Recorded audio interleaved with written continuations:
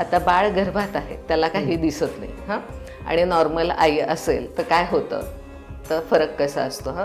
ती बिचारी एक तर त्रासलेली आहे, काही ना काहीतरी तिच्या ॲक्टिव्हिटीज चालू आहेत आणि प्रेग्नन्सीबद्दल अवेअरनेस नाही आहे असं आपण म्हणू शकतो. मग काय होतं, ती सगळ्यांना राग नॅचरली नवऱ्यावरती काढायची सवय असते. तर मग कसं करणार ती, ह्यानं ना टॉवेल इथे टाकला, चहा पिला, ह्याला कळत नाही का कबशी उचलून ठेवायची, आता मी एवढं काम करतोय असं, म्हणजे प्रत्येक गोष्ट. किंवा मला इच्छा होती एकदा तरी ह्याने हॉटेल इंग्लंड न्यावं, आता मला हे खायची इच्छा होतीये, ते खायची इच्छा, पण नाही, हा आईसमोर बोलणारच नाही.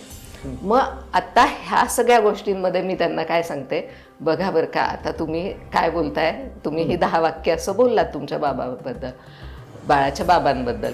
आता बाळाला बाबा दिसतायत का? नाही. त्याला कोण दिसतंय? आई. तो कोणाशी जोडला गेलाय? आईशी.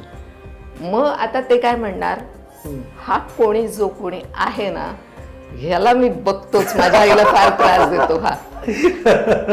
आणि ज्या वेळेला ते बाळ येईल, बाबांनी घेतलं की ते करून रडणार ते. मग काय होतं, तुम्ही काय म्हणणार त्यावेळेला, तुला साधं बाळ पण सांभाळता येत नाही